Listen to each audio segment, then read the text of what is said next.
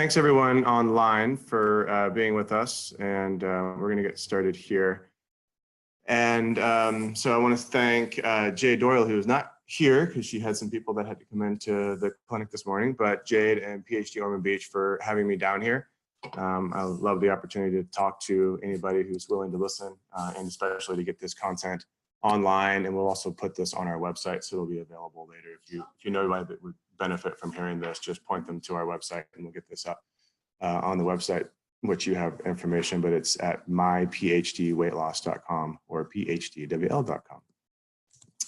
Okay, so a little bit about me. For those online, we've been talking about it here, but so I am an orthopedic surgeon by trade.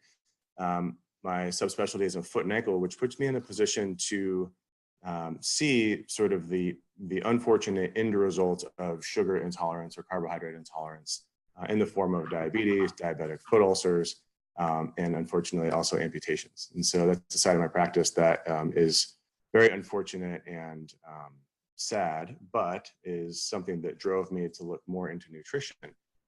My wife, Dr. Ashley Lucas, who started the PhD program, she and I've always been interested in nutrition from the beginning, but when I started working with her and realizing that my patients, not just the ones that are diabetic and have foot ulcers, but those that come in with pain that have weight to let go of, and that is ultimately the source of their pain, one of my strategies has been to send those patients to my wife, and if the weight is the problem, get the weight off. And a lot of times those patients will come back to me and say, thank you so much for the referral. I don't need your services anymore. I just wanted to come in.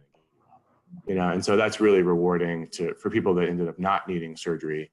And so that's really driven me to learn more and to do these talks and be a part of this community this way. There we go. So I am an owner, part owner, because my wife owns the program, we designed the program, but I'm a consultant for PhD weight loss and nutrition.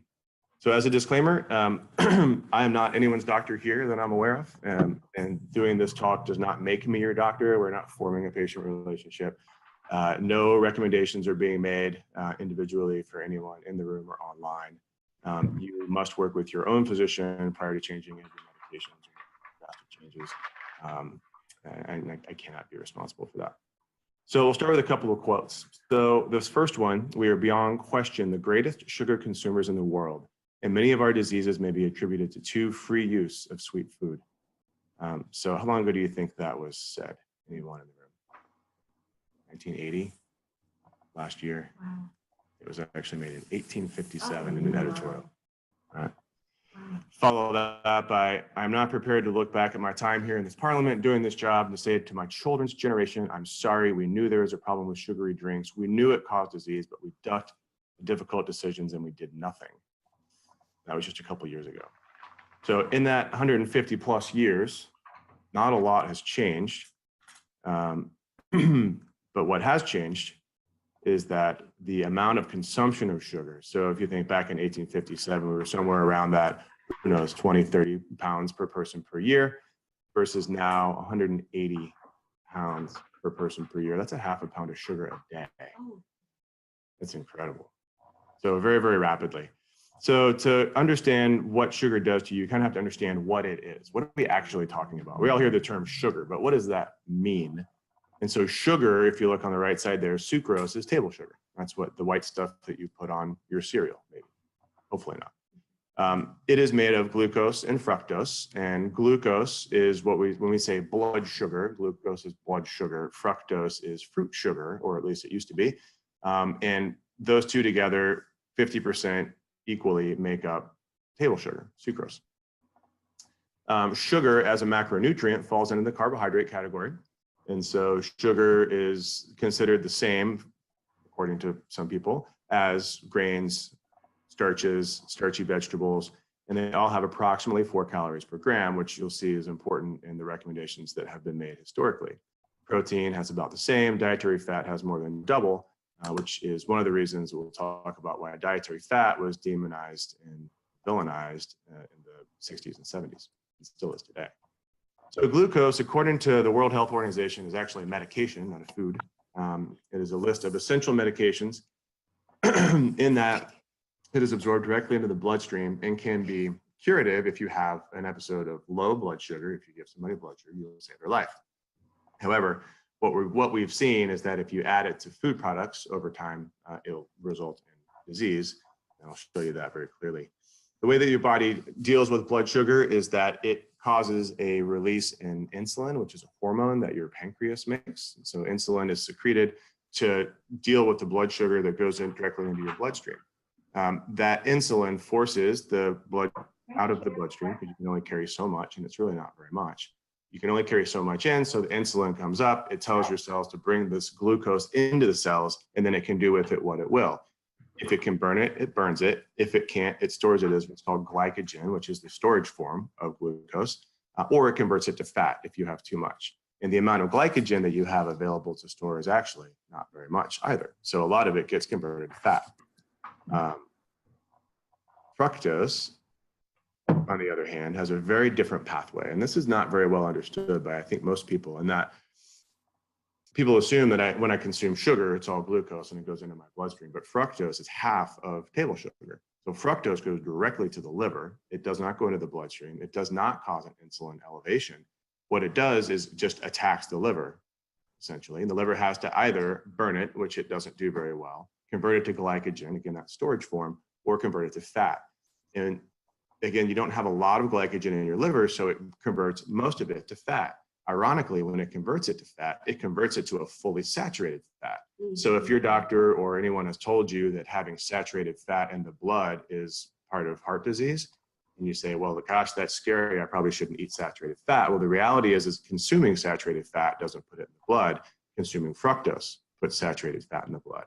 So fructose gets built into this, what's called palmitic acid. It goes onto a triglyceride, and then it travels around the bloodstream. So when you get your cholesterol panel, it says your triglycerides are 500. It's not from eating fat, it's from eating fructose, which is very, I think, very poorly understood. And then if the liver can't generate enough triglyceride, or if there's suppression because there's too much triglyceride in the bloodstream, your liver then just has to make it into fat and store it in the liver, and then you get what's called fatty liver. And we'll talk about that more as well. So again, sucrose, which is table sugar, half glucose, half fructose, it is both a medicine and now also a food. It is a very powerful stimulant. It is as addictive or more than cocaine and alcohol. It actually stimulates that same reward pathway as every other addictive thing out there. And there's some studies that would demonstrate that it's actually more addictive than cocaine and more addictive than alcohol. And that's why if you talk to recovering addicts, what they're instructed to do is when they have a craving for their addictive substance, they're told to go have something sweet, because it's actually more powerful and will override the addictive craving for whatever else. It looks like that. So high fructose corn syrup. So this is something that we made, not me, but humans made in an effort to make sugar easier to consume. So it actually raises the level of fructose, which makes it taste just a little bit sweeter. But high fructose corn syrup, because the monosaccharides are not linked, it can be dissolved in cold water. You can dissolve it in cold water, you can put it in a sugary drink. And so now you have something that you can dissolve high quantities of in a sugary drink for really easy transportation and consumption. It's also cheaper than sugar. So the end product of sugar intolerance or carbohydrate intolerance is diabetes. We've all heard the term diabetes, but essentially it is when the body no longer can tolerate what you're bringing in from a carbohydrate standpoint. Blood sugar comes up, insulin comes up to counter that. The two of those together wreak havoc on the body, and the end product is disease. And we'll talk about sort of what diseases come up with that. But it became prominent in the United States when this Dr. Jocelyn, and you can see the book there, that is the diabetes book, and that's Jocelyn's Diabetes. So he was sort of the godfather of diabetes management in the United States. He initially found a prevalence, meaning the number of people that have diabetes in a population, at this hospital that he worked at, Massachusetts General, or Mass Gen. In 1893, it was 0.3%. And that seemed like a lot to him. He was confused because he was seeing so many people that had diabetes. Compare that to now, 2015 in the United States, 14.3% of our population are truly diabetic. Those are diagnosed diabetics. And 38% are pre-diabetic, which means that the majority of our population is either pre-diabetic or diabetic. The minority is now non-diabetic. And that doesn't even include the people that are insulin resistant that aren't quite pre-diabetic, which I'll talk about in a second. So there's 12 classes of drugs that deal with diabetes, $30 billion market a year. That's with a B. Total cost in the US of diabetes, $327 billion in 2017. With a B. If you look at causes of death, diabetes, you say, well, gosh, it's really bad because it's number 7 on the list. Well, I would argue that diabetes is actually the leading cause of heart disease, leading cause of kidney disease, leading cause of stroke, cancer, and Alzheimer's. So really, 6 out of the top 10 are caused by diabetes and carbohydrate intolerance. So those people that aren't diabetic or pre-diabetic, if they're insulin resistant, have this thing called metabolic syndrome. The numbers of how many people that are in our minority now that aren't diabetic that have metabolic syndrome is actually difficult to know. Because if you look at this cluster of conditions, it's 3 of these 5 things. So high blood pressure, elevated blood sugar, abdominal fat distribution, abnormal cholesterol or abnormal triglycerides. 3 of those 5 will fit you in this category of metabolic syndrome. Those are all related to insulin resistance and all put you at increased risk of heart disease, stroke, and diabetes. So of us minority that aren't diabetic, I'm assuming nobody in here, of us minority, how many of us have metabolic syndrome? And it's significant. I don't know what the actual number is. And then if you look at these diseases of Western lifestyles, of which we've been in the United States been blamed for the most part, 5 of these top 10 causes of death: heart disease, diabetes, cancer, stroke, most notably Alzheimer's, of the dementia, an annual cost of $1 trillion to the United States, and all related to insulin resistance. So I think I beat that up enough. This is a problem, big problem. This thing, non-alcoholic fatty liver disease, as I mentioned, when fructose goes to the liver, if your body can't process it, it just makes fatty liver. 1 out of 4 Americans have non-alcoholic fatty liver disease. It's actually more common now than liver disease from hepatitis. It's more common than liver disease from alcoholism. And so it's becoming a huge problem, and nobody really talks about it. I hadn't even heard of it. As a physician, I hadn't even heard of it until I actually did research for this, and I was starting looking at the numbers and looking at this thing. I said, what is this NAFLD thing?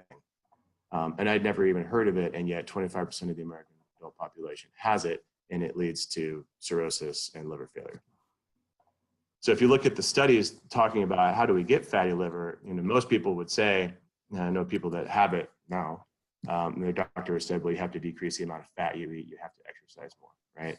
But the reality is, if you look at the research, it clearly shows that the liver will generate fat with a high sugar diet, and your liver fat production rate will go down with a high fat diet. If you feed somebody a fructose diet and you just monitor their liver, this has been done in both animal and human studies. If you feed them a diet high in fructose, you can develop fatty liver or signs of fatty liver in as little as 72 hours, insulin resistance in as little as 4 weeks. And then if you pull the fructose out, it all goes away. So clearly connected, it's a causal relationship. So this debate on whether or not sugar is good, should be a part of our diet, or bad, has been going on for centuries. So in 1670, this medical advisor to the Duke of York and King Charles II, Dr. Willis, noted that he was seeing people that started having this problem, and he described it as the pissing evil. And he attributed it to diabetes and to the consumption of beer and sugary wines. But alternatively, in that same time era, Dr. Slayer said it is to defraud infants of sugar is a cruel, if not a crying sin. And you should give sugar to children because they love it. And he did note that it was really good for fattening hogs and humans. And apparently in 1715, that was a good thing. It may have been, actually, different time. In the 1800s, another couple of notable physicians, this doctor who was the leading European diabetes authority, Jordao, noted that sugar could certainly fatten anything that consumed it, and he was concerned of its relationship to obesity and diabetes, the ability to not tolerate it. But compare that to Dr. Brigham, who was well known for treating women with sugary water to help increase their curvature.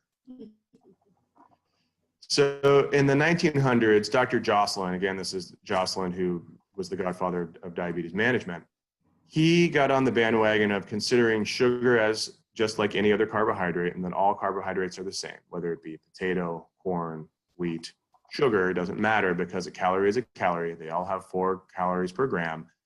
And he was one of the first to invoke the first rule of thermodynamics, which we'll talk about a little bit, actually a lot, and then vilified dietary fat as the cause of obesity and diabetes. And we'll talk about why that made sense at the time, but why it doesn't make sense now.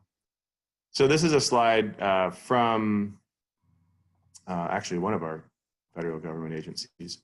So this just shows the rate of obesity, overweight, and extreme obesity in the United States.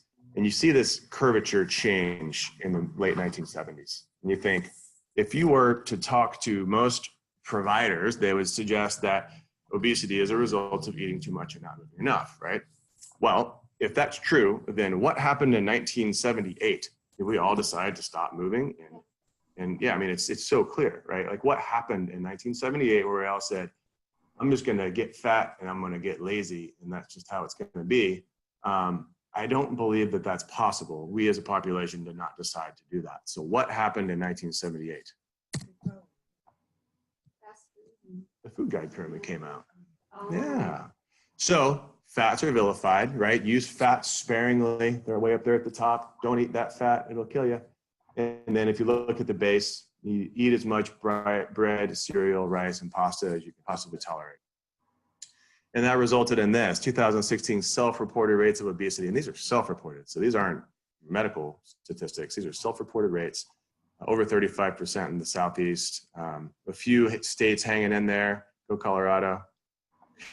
Just trying hard. Massachusetts, you're doing great. DC. And then Florida's doing all right for the Southeast. Good job. And a lot of that comes down to this concept of treatment for both diabetes and obesity, because they're the same. If you look at the current American Diabetes Association recommendation, it says that you should focus on diet and physical activity and behavioral strategies to achieve a 500 to 750 kilocalorie per day energy deficit. What does that say to me? That says move more, eat less, right? The reality is, if you look at the research that supports or doesn't support it, that looks at that strategy, the failure rate is 99.9%. You can do it, but you're the exception. Absolutely the exception.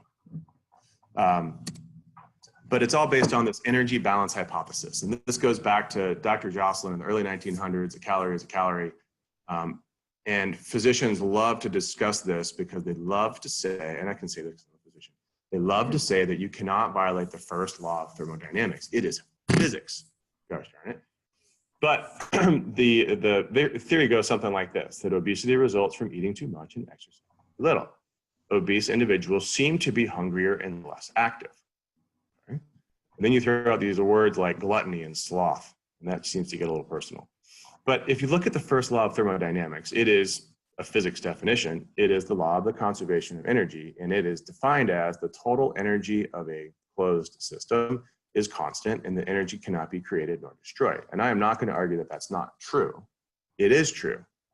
But to say that a calorie is the result of that statement, wrong. So there are physicians in the early 1900s that strongly supported that. So this German diabetes specialist clearly said, if you eat too much food, you'll get fat. If you're fat, it's because you ate too much food. This doctor, I think he was a PhD, Louis Newberg, at the University of Michigan, had these words. He actually published these things, that all obese persons are alike in one fundamental respect. They literally overeat.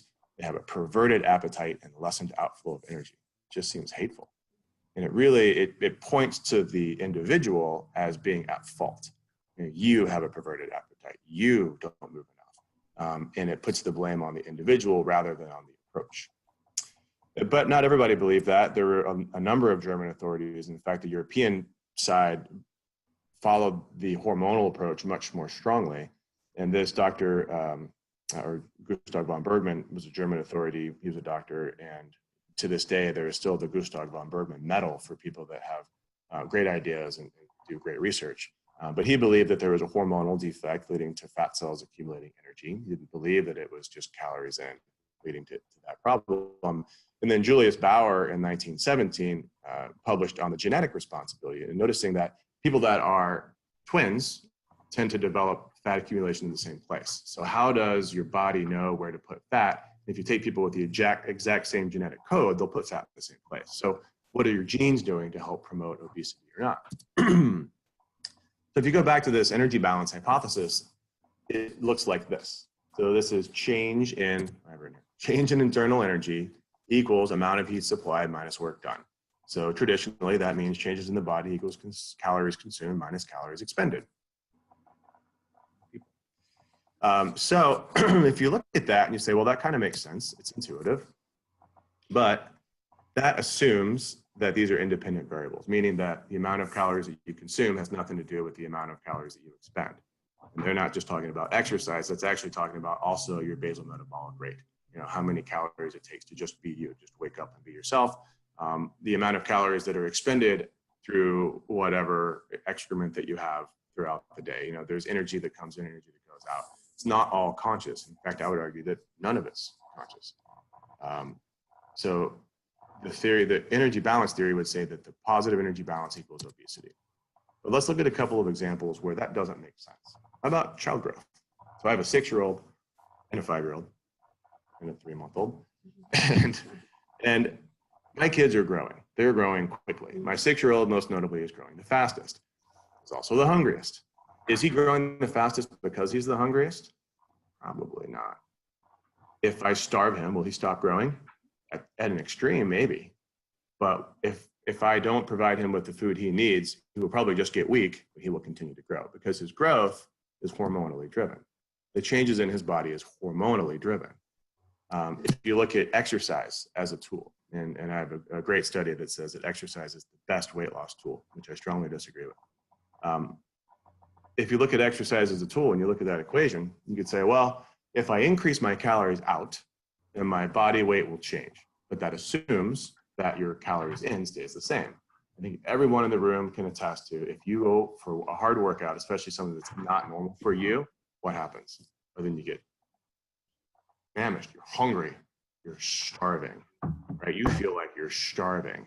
You're not starving, but your body's telling you you're starving. And what is that? That's a hormonal response. And so you can't assume that these variables are independent. If you increase your exercise, you will be hungry. And you might be able to resist that for a while consciously, but eventually you won't. So the changes in the body are hormonally driven.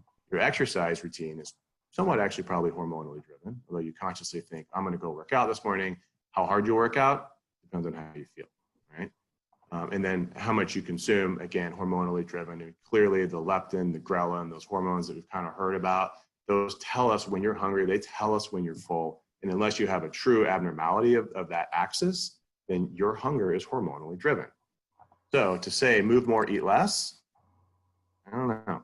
So I like to look at it like this. So this is the same equation, and I think that this is true. So changes in the body equal hunger minus your basal metabolic rate, which is, again, those calories that it takes just to wake up and live, plus the exercise, which is somewhat hormonally driven, plus what leaves your body, which is absolutely hormonally driven. You have zero control over that. Those things all together will equal calories in and calories out. But you have no control over any of those, other than potentially what you put in your mouth and what constitutes the calories that you put in your mouth.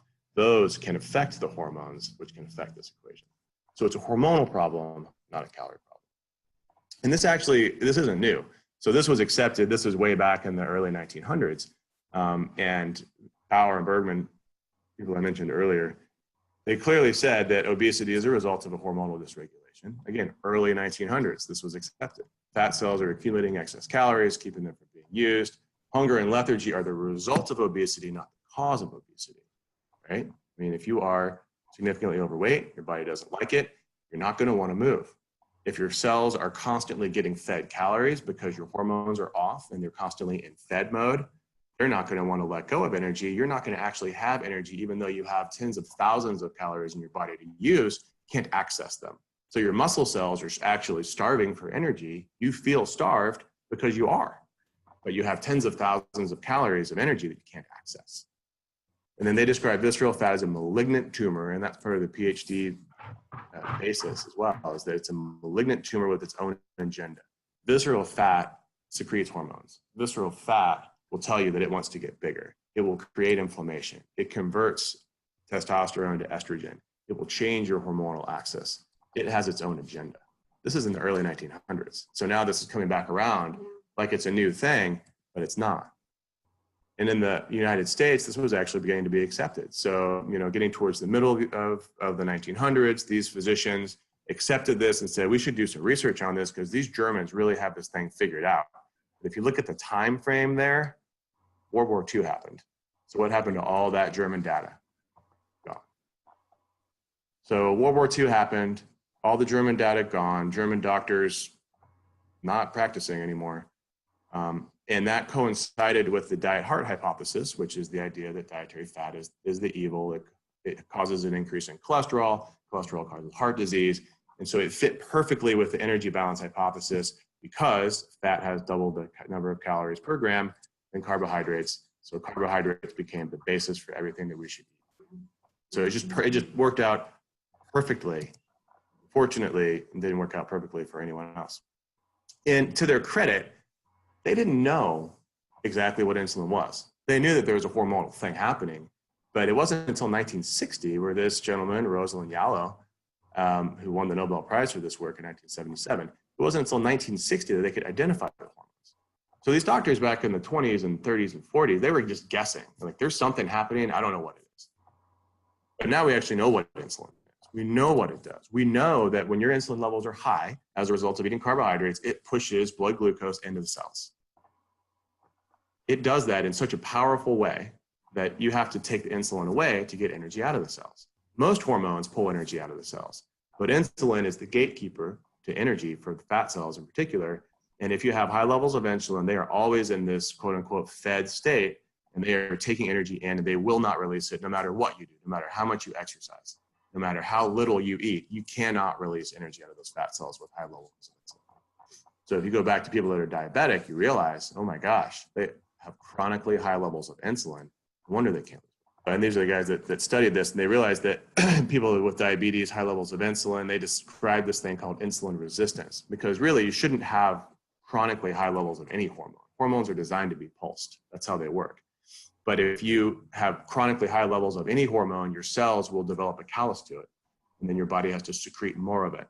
And so your pancreas is down there spitting out more and more insulin to try to get sugar out of the blood, because sugar in the blood is toxic. And that's some of the things that we see with diabetes: the retinopathy, the eye problems, the skin problems, the ulcers, the nerves, the neuropathy. All of that is microvasculature from having too much sugar in the blood. But the heart disease, the strokes, the Alzheimer's, that's macrovascular. That's from having too much insulin in the blood. And that's not what we address currently with diabetes treatment. I have a whole talk on that. So the hormonal hypothesis, I think, makes more sense. So if you consume sugar, your insulin goes up. If you become insulin resistant, you're chronically in this fed state. That will result in obesity, which will result in metabolic syndrome, which will result in diabetes. It seems to make sense. And if you go back and look at the energy hypothesis, you say, well, yeah, it's true, carbohydrates only have 4 calories per gram and dietary fat has 9, but what we've shown, and you know this is true if you look at the keto diet, right? If you consume high levels of dietary fat, it results in weight loss, not obesity. If you consume high levels of dietary fat with cholesterol in it, it doesn't raise your blood serum cholesterol. It doesn't cause heart disease. And it's very, very clear. It's been proven very well in the literature. So obesity as a result of high insulin is what's causing diabetes and metabolic syndrome. So sugar has been deemed now not as an evil, but as an empty calorie. And gosh, you just shouldn't eat empty calories. But good luck avoiding it. It's in everything. Why is it in everything? Because they pull the fat out of everything. It's not tolerable. It's hard to overeat protein. Not impossible. You put the sugar in, you have so much added sugar that you can't avoid it. So I don't think that people as much, I'm sure they still are, but as much, I don't think that people are, spoonfuls of sugar on top of cereal like I did when I was a kid. But I think that it's in all the packaged foods. It's so readily available. It's so hard to avoid. So I think that that's, it's gotten a free ride as a nutrient because of that. And you say, well, gosh, where is this research that you're talking about? I heard about these big studies, some of the famous ones, the Women's Health Initiative, Nurses Health Study, Framingham Heart Study. These are big, massive government-funded trials, hundreds of millions in today's dollars, billions of dollars that were done to try to demonstrate that consuming dietary fat was bad for you and that it caused heart disease. They failed demonstrating that. And now, will any government branch fund a study like these to prove that carbohydrate restriction is good for you, or to prove that fasting is good for you. No, and no industry will do it either, because nobody's going to make money on it. If you were to try to convince an industry to prove that fasting was healthy, they'd look at you like you're crazy, because nobody makes money if you don't eat, right? If you don't consume something, right? You know, they want you to eat snacks. They want you to eat every 30 minutes. They want you to, you know, consume these processed foods that have fat stripped and sugar added. But there is good clinical research that you can look at on a smaller scale. And then there's fun epidemiology, which only shows associations, not causation, but we'll run through a couple of things. So this is a study I mentioned earlier. This just came out in March, and you don't have to read that. But what this study did, basically, it was to look at energy expenditure versus energy intake, trying to prove that people that maintained weight loss were either exercising more and eating less, or just eating less. Kind of looked at two different groups, one that exercised and one that didn't. Those that maintained their weight and exercised more, ate more, and those that struggled maintaining their weight didn't exercise and ate less. And so they used that data to say, well, exercise is the key to maintaining weight loss.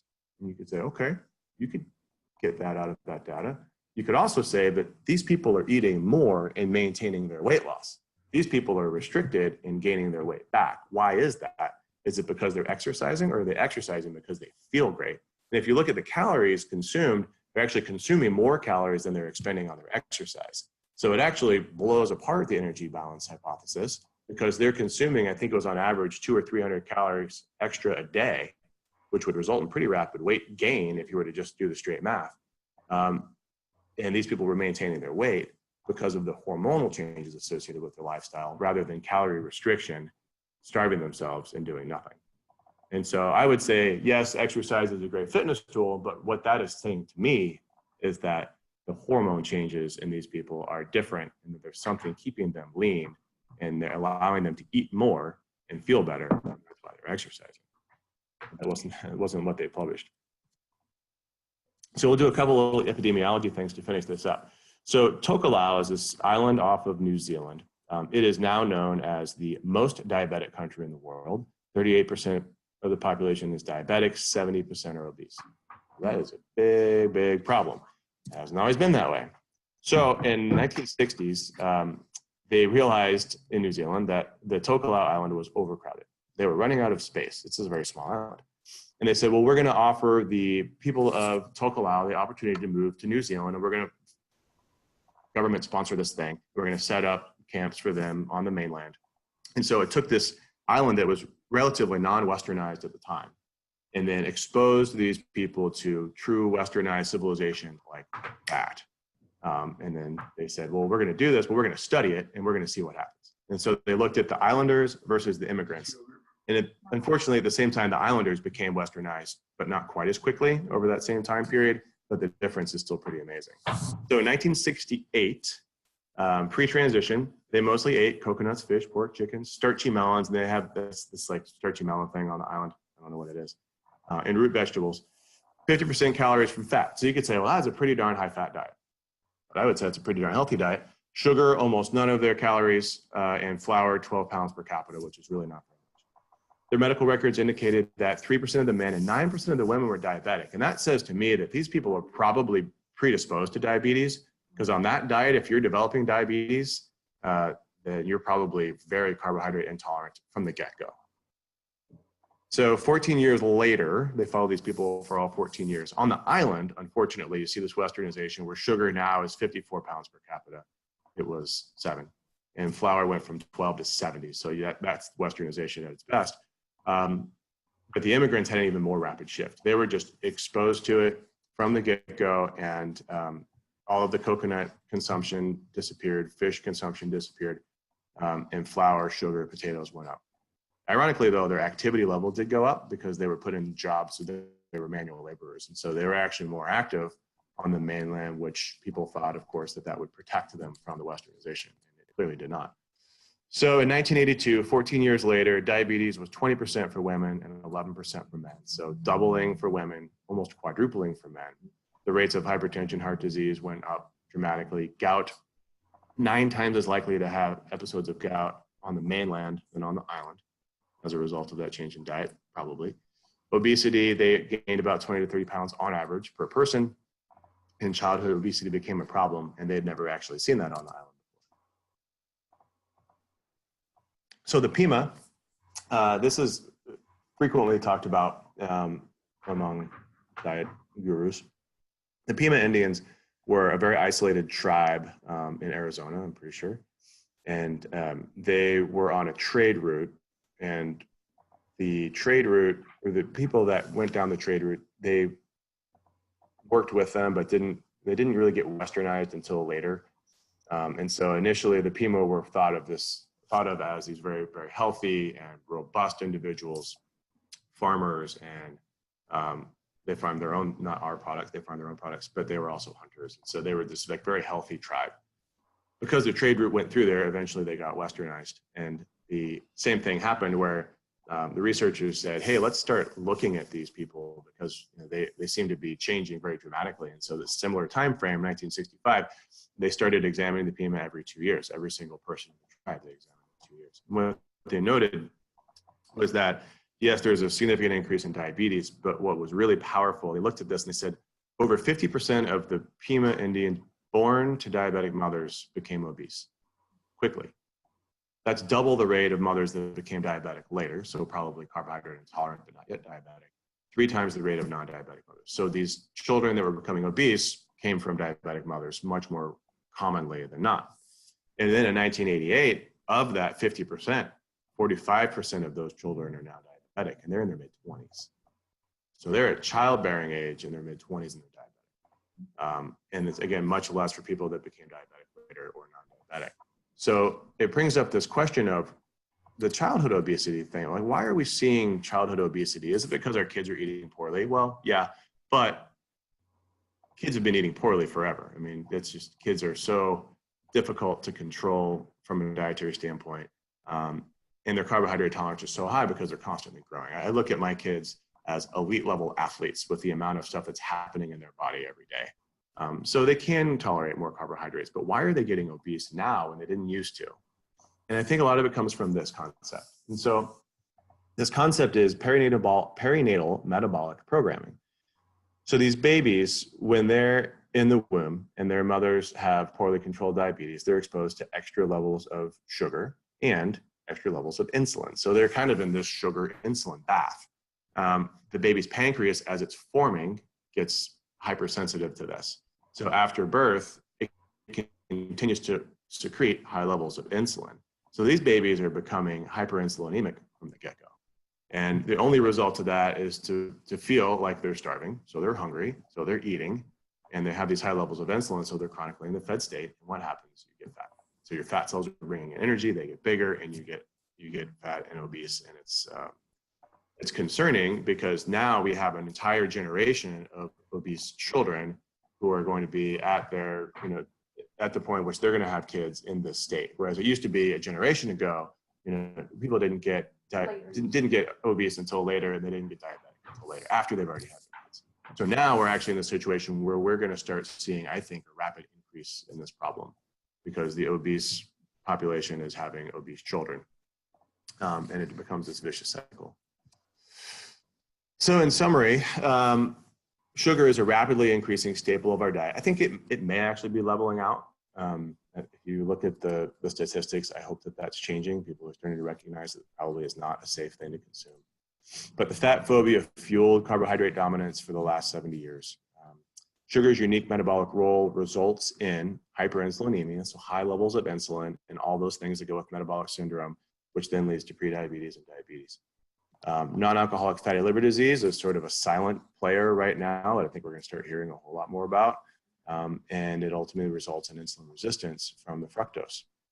Perinatal metabolic programming, easy for me to say, is resulting in obese offspring. It is certainly contributing to the childhood obesity epidemic. And these kids are coming out less carbohydrate tolerant. They can't consume carbohydrates like we could a generation ago, like I could when I was a child in the 80s and was buying into the fat phobia and not consuming any dietary fat growing up.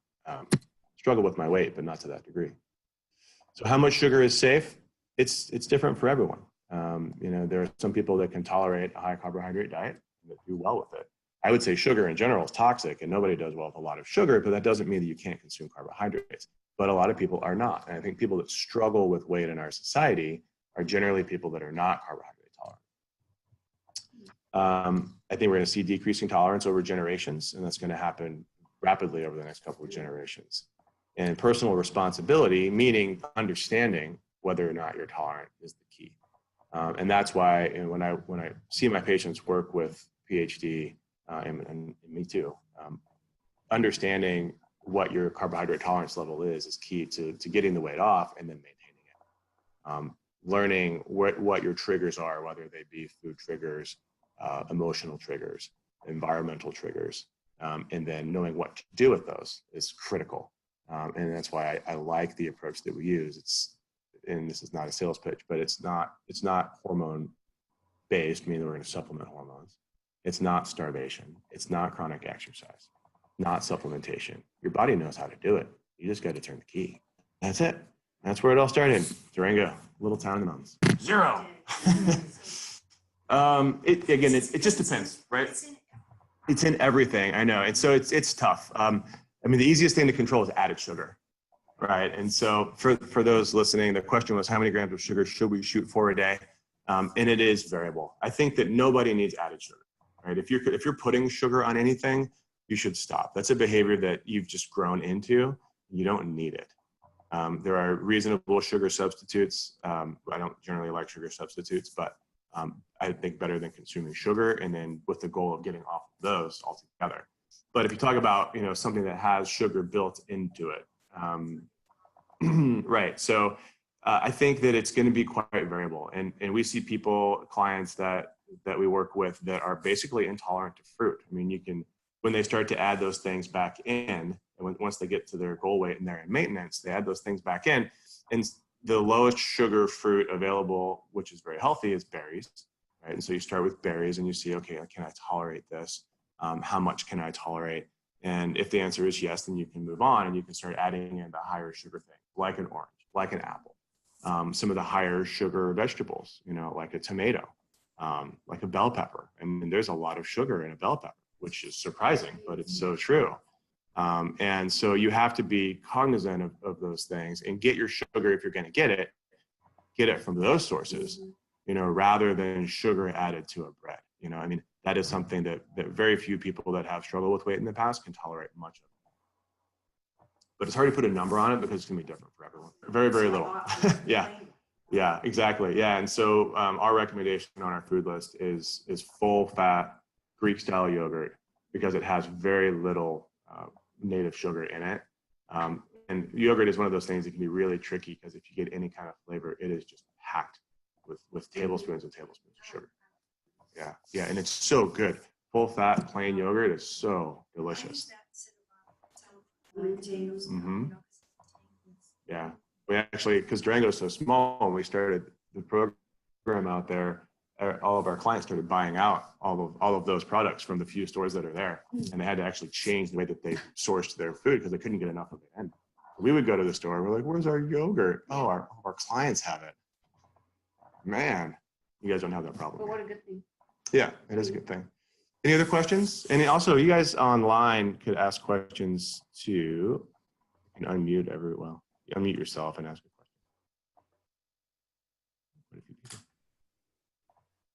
How about you guys? Great information. Yeah, I've never heard of that liver thing with non-alcoholic fatty liver disease. Yeah, it's just nobody talks about it. No, never heard of it. Amazing. When I was pregnant with my second son, I had gestational diabetes, and no one said I was high risk or anything like that. And they probably did maybe 8 ultrasounds, and they instead of, you know, they just said, "Oh, well, the machine's on, let's do an ultrasound." You know, I didn't realize it for 15 years later that, you know, I mean, maybe very high risk, and my son was a very big baby too. Yeah. And would he have any problems? He's probably more at risk for obesity as a result of that. Yeah.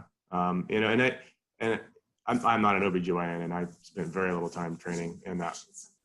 But yeah, no, but just the treatment, you know, it's good to recognize gestational diabetes, but I don't hear a lot of discussion about what that effect is on the child, more so than just the risk of the pregnancy. And then it seems like once the birth happens and you get over those hurdles, then nobody ever talks about it again. Mm-hmm.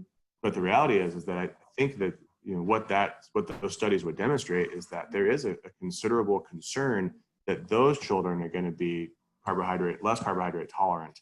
And that needs to be something that we address, you know, as they're growing up, and then watch them. If they start to develop obesity early, catch that and, you know, correct them from a nutritional standpoint early on.